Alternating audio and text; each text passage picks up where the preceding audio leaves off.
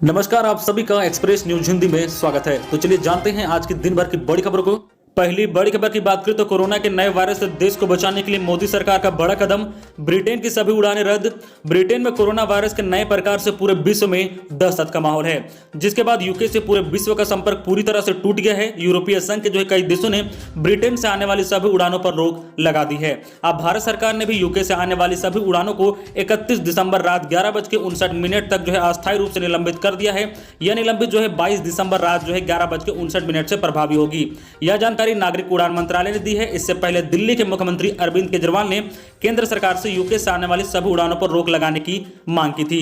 गौरतलब है कि यूरोपीय संघ के कई देशों ने ब्रिटेन से आने वाली सभी उड़ानों पर रोक लगा दी है, ताकि कोरोना वायरस के नए प्रकार के प्रकोप से बचा जाए। France, Germany, Netherland, Belgium, Australia और इटली ने ब्रिटेन की यात्रा पर रोक लगाने संबंधित घोषणा की है। मालूम हो कि ब्रिटेन ने बताया कि कोरोना के नए प्रकार की वजह से देश में संक्रमण के मामले बढ़े हैं, जिसके बाद पूरे विश्व में दहशत का माहौल है। बताया जा रहा है कि कोरोना वायरस का नया स्ट्रेन पूर्व के वायरस के मुकाबले 70% अधिक तेजी से फैलता है। अगली बड़ी खबर की बात करें तो शाह के रोड शो के जवाब में ममता भी बीरभूम में रैली करेगी। बोली भाजपा चीटिंग बाज पार्टी। बंगाल में तृणमूल और भाजपा के बीच लड़ाई हर दिन बढ़ती जा रही है। गृह मंत्री अमित शाह 2 दिन का बंगाल दौरा खत्म होने के अगले दिन ही मुख्यमंत्री ममता बनर्जी ने प्रेस कॉन्फ्रेंसिंग की है। अमित शाह के सवालों पर उन्होंने कहा कि गृह मंत्री को झूठ बोलना शोभा नहीं देता और मैं उनके सवालों का जवाब कल दूंगी। वो बोली भाजपा चीटिंग बाज पार्टी है, राजनीति के लिए वो कुछ भी कर सकते हैं। ममता ने कहा कि 28 दिसंबर को एक प्रशासनिक बैठक में शामिल होने बीरभूम जाऊंगी और वहां 29 तारीख को एक रैली करूंगी। दरअसल बीरभूम में बोलपुर में रविवार को शाह ने एक रोड शो किया था। इसके बाद उन्होंने प्रेस कॉन्फ्रेंसिंग में कहा था कि बंगाल शिक्षा, स्वास्थ्य और विकास में पिछड़ता जा रहा है और भ्रष्टाचार, परिवार और राजनीतिक हिंसा में नंबर 1 हो गया है। इस पर ममता ने कहा कि भाजपा वाले कुछ भी बोल सकते हैं, भाजपा लोगों का भविष्य तय नहीं कर सकती, लोगों को अपना भविष्य तय करने दें। बंगाल में अगले साल विधानसभा चुनाव है और भाजपा 200 सीटों का लक्ष्य लेकर चल रही है। उधर तृणमूल के चुनावी स्ट्रेटेजिस्ट प्रशांत किशोर ने सोमवार को सोशल मीडिया पर दावा किया है कि बंगाल में भाजपा को दहाई का आंकड़ा पार करने में मुश्किल होगी। उन्होंने कहा कि इस पोस्ट को सेव कर लीजिए। भाजपा अगर इस दावे से बेहतर कुछ भी कर सकती है तो इस स्पेस को छोड़ देंगे। हालांकि उनकी पोस्ट से यह साफ नहीं हो पाया है कि वो कौन सा स्पेस छोड़ने की बात कर रहे हैं। अगली बड़ी खबर की बात करें तो किसानों की भूख हड़ताल जारी। रोज 11 किसान 24 घंटे का उपवास रखेंगे। नए कृषि कानून के खिलाफ किसानों का आंदोलन का 26वां दिन है। किसानों ने कल से ही भूख हड़ताल शुरू कर दी है। दिल्ली, हरियाणा और उत्तर प्रदेश की सीमाओं पर जहां जहां प्रदर्शन चल रहा है वहां 11 किसान भूख हड़ताल पर बैठे हैं। 24 घंटे के बाद 11 दूसरे किसान इस सिलसिले को आगे बढ़ा रहे हैं। वही हरियाणा में 25 से 27 दिसंबर तक टोल फ्री किया जाएगा। किसानों ने रविवार को यह ऐलान किया है। इसके बाद 5 घंटे बाद ही सरकार ने बातचीत के न्योते की चिट्ठी भेज दी है। इसमें तारीख तय करने के लिए किसानों से ही कहा गया है। वही 23 दिसंबर को किसान दिवस है। किसान संगठनों ने अपील की है कि वो इस दिन देश भर के लोग एक दिन का उपवास रखें। 26 और 27 दिसंबर को किसान एनडीए में शामिल दलों के नेताओं से मिलकर उनसे अपील करेंगे कि वो सरकार पर दबाव डालें और तीनों कानून वापस कराएं। ऐसा नहीं करने पर उनके खिलाफ भी प्रदर्शन शुरू किया जाएगा।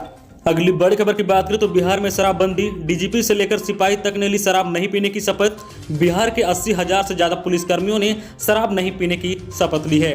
सोमवार को राज्य पुलिस मुख्यालय से लेकर ओपी और चौकी तक में शपथ ग्रहण कार्यक्रम हुआ। शपथ लेने वालों में डीजीपी एसके सिंघल से लेकर पुलिस के हर रैंक के अधिकारी और सिपाही तक शामिल थे। अपराध नियंत्रण, विधि व्यवस्था और शराबबंदी की समीक्षा के दौरान मुख्यमंत्री नीतीश कुमार ने शराबबंदी को और सख्ती से लागू करने का निर्देश दिया है। इसके बाद पुलिस मुख्यालय ने शपथ ग्रहण करने के लिए 21 दिसंबर की तारीख तय की थी। आजीवन शराब नहीं पीने की शपथ लेने के लिए सोमवार को सुबह 11 बजे का वक्त मुकर्रर था। तो तय समय पर पुलिस मुख्यालय के अलावा जिला इकाई, सभी थाना, ओपी और पुलिस अफसरों के दफ्तरों में शपथ ग्रहण कार्यक्रम आयोजित किया गया। इस दौरान पंक्तिबद्ध होकर पुलिस अधिकारियों और जवानों ने शराब का सेवन नहीं करने की शपथ ली है। शपथ कार्यक्रम में बड़ी संख्या में महिलाएं भी शामिल हुई। शपथ लेने के साथ ही सभी पुलिसकर्मियों द्वारा शपथ प्राप्ति पत्र, अपना नाम, पदनाम, स्थान जहां शपथ ली गई है लिखकर हस्ताक्षर भी किया गया है। इससे वहां के वरीय अधिकारी द्वारा अभी प्रमाणित किया जाएगा किन किन पुलिसकर्मियों ने शपथ ली है। इसकी रिपोर्ट आईजी महानिदेश को भेजी जाएगी। जो पुलिसकर्मी किसी कारणवश शपथ नहीं ले पाए हैं उन्हें हर हाल में 4 जनवरी 2021 तक शपथ लेनी होगी। अगली बड़ी खबर की बात करें तो देश में जनवरी से लगने लगेगा कोरोना वैक्सीन। सरकार ने कहा कि बुरा टाइम हुआ खत्म। देश में हर दिन आ रहे कोरोना संक्रमण के मामले के बीच आज एक बड़ी खबर सामने आई है। केंद्रीय स्वास्थ्य मंत्री डॉक्टर हर्षवर्धन ने कहा कि भारत में शायद कोरोना महामारी का सबसे बुरा दौर खत्म हो गया है।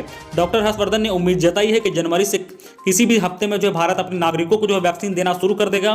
केंद्रीय स्वास्थ्य मंत्री ने न्यूज एजेंसी से बातचीत में कहा कि भारत में कोरोना वैक्सीन को लेकर तेजी से काम चल रहा है। भारत वैक्सीन तैयार करने और रिसर्च में हमेशा से आगे रहा है। वैक्सीन की सुरक्षा और असर को लेकर वैज्ञानिक कोई समझौता नहीं करना चाहते हैं। हमारे वैज्ञानिक जो है कोरोना मरीजों को जो है लेकर बहुत ही गंभीर और जो है गंभीरता से आंकड़ों का जो है अध्ययन कर रहे हैं। डॉक्टर हर्षवर्धन ने कहा कि कुछ महीना पहले देश में जो है 10 लाख एक्टिव केस थे, जो घटकर अब जो है 3 लाख के करीब हैं। उन्होंने कहा कि देश में अब तक जो है कोरोना के 1 करोड़ से ज्यादा मामले सामने आ चुके हैं, लेकिन इसमें से जो है 95 लाख से ज्यादा मरीज ठीक होकर अपने घर जा चुके हैं। उन्होंने कहा कि भारत का रिकवरी रेट दुनिया में सबसे ज्यादा है।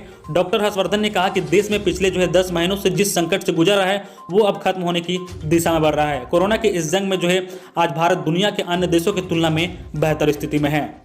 अगली बड़ी खबर की बात करें तो कांग्रेस नेता मोतीलाल वोरा नहीं रहे। 2 बार मध्य प्रदेश के सीएम रहे वोरा का 93 साल की उम्र में निधन। 18 साल कांग्रेस के कोषाध्यक्ष रहे। कांग्रेस के दिग्गज नेता मोतीलाल वोरा का जो है सोमवार को निधन हो गया है। दिल्ली के जो है फोरेसिस अस्पताल में उन्होंने अंतिम सांस ली है। वह 2 बार जो है मध्य प्रदेश के मुख्यमंत्री रहे। 2000 से 2018 तक जो है पार्टी के कोषाध्यक्ष भी रहे। वोरा ने कल ही जो है अपना 93वां जन्मदिन मनाया था। वोरा के बाद अहमद पटेल को कोषाध्यक्ष बनाया गया था। इसी साल 25 नवंबर को पटेल का भी निधन हो गया था। राहुल गांधी ने सोशल मीडिया में पोस्ट लिखा है कि वोरा जी कांग्रेसी और जबरदस्त इंसान थे, उनकी कमी बहुत खलेगी, उनके परिवार के साथ मेरी संवेदनाएं है। अगली बड़ी खबर की बात करें तो कोरोना दुनिया में संक्रमण से जान गंवाने वालों का आंकड़ा 17 लाख के पार। 7 दिन में 72,000 मरीजों की मौत। पूरी दुनिया में कोरोना का रूप जो है घातक होते जा रहा है। संक्रमण के चलते जान गंवाने वालों का आंकड़ा अब जो है 17 लाख को पार कर गया है। हर दिन जो है 10 से 12,000 लोगों की मौत हो रही है। पिछले जो है 7 दिनों का आंकड़ा देखें तो 72,000 लोगों ने जान गंवाई है। इसमें जो है सबसे ज्यादा मौतें अमेरिका, मैक्सिको, ब्राजील, रूस, यूके, इटली जैसे देशों में हो रही है। दुनिया में अब तक कोरोना के जो है 7,72,21,359 केस आ चुके हैं। अच्छी बात यह है कि जो है 5,41,27,000 जो है 483 लोग ठीक हो चुके हैं।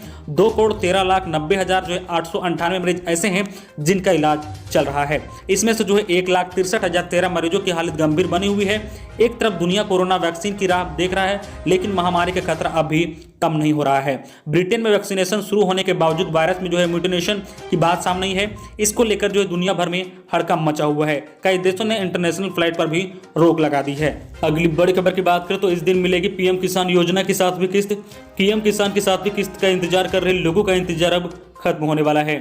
कृषि कानून के खिलाफ दिल्ली में हो रहे प्रदर्शन के बीच पीएम नरेंद्र मोदी ने शुक्रवार को मध्य प्रदेश से किसानों के सम्मेलन को संबोधित करते हुए कहा था कि अटल बिहारी वाजपेयी के जन्मदिन के दिन यानी 25 दिसंबर को पीएम किसान योजना की 7वीं किस्त ट्रांसफर की जाएगी। यानी पीएम किसान सम्मान निधि योजना का पैसा 25 दिसंबर को किसानों के खाते में आएंगे। प्रधानमंत्री मोदी ने मध्य प्रदेश के किसानों के सम्मेलन में अंत में कहा कि पीएम किसान योजना के तहत अटल जी के जन्मदिन के दिन 25 दिसंबर को पीएम किसान योजना के तहत किसानों के खाते में पैसे ट्रांसफर किया जाएगा। अगली बड़ी खबर की बात करें तो ठिठुर रहा है उत्तर भारत। एमपी में सीवान को छोड़ पूरे राज्य में तापमान 10 डिग्री से नीचे। राजस्थान के 18 शहरों का यही हाल है। जम्मू कश्मीर से लेकर पंजाब, हरियाणा, राजस्थान, मध्य प्रदेश, छत्तीसगढ़, बिहार और झारखंड समेत कई राज्य शीतलहर की चपेट में है। हिमाचल के जो है ज्यादातर इलाकों में तापमान 0 से नीचे बना हुआ है। पंजाब में जो है अहमदपुर और हरियाणा में आरलोन में सबसे ठंड रहा है। राजस्थान के 18 शहरों में रात का तापमान जो है 10 डिग्री से भी कम रहा है। मध्य प्रदेश में सीवान को छोड़ पूरे प्रदेश में रात का जो है तापमान 10 डिग्री से नीचे रहा है। पहाड़ी इलाकों में बर्फबारी से राजस्थान में शीतलहर का असर जारी है। अगली बड़ी खबर की बात करें तो किसान आंदोलन के बीच बिहार सरकार ने लिया बड़ा फैसला। किसानों को अब नहीं मिलेगा डीजल अनुदान। देश में जारी कृषि बिल के खिलाफ जो किसानों के आंदोलन के बीच बिहार सरकार ने किसानों को लेकर एक बड़ा फैसला लिया है। किसानों को मिलने वाला डीजल अनुदान योजना को जो है बंद कर दिया गया है। 1 दशक पुरानी योजना को बंद करने का कारण कृषि मंत्री जो है धर्मेंद्र प्रताप सिंह ने दिसंबर को पहले हफ्ता में बताया था। उन्होंने कहा कि अब जो है बिजली की उपलब्धता हर गांव में हो गई है, साथ ही बिजली जो है डीजल से सस्ती भी है, इसलिए जो है अब डीजल अनुदान की जरूरत नहीं है। बता दें कि खरीफ में भी जो है किसानों को डीजल अनुदान नहीं मिलता था। किसानों को 3 सिंचाई के लिए प्रति जो है लीटर 60 रुपए की दर से अनुदान दिया जा रहा था। डीजल अनुदान योजना के तहत सरकार किसानों को फसलों की डीजल पंप सेट से सिंचाई के लिए अनुदान राशि प्राप्त करा रही थी। योजना के तहत जो है बिहार के सभी किसानों को आर्थिक लाभ पहुंच रहा था। लाभुकों की बात की जाए तो ये बीते वित्त वर्ष में 6.5 लाख किसानों को इसका लाभ मिला है। हालांकि यह संख्या आवेदनों की आधी थी। इससे पहले 30 लाख से अधिक किसानों के खाते में डीजल अनुदान गया था।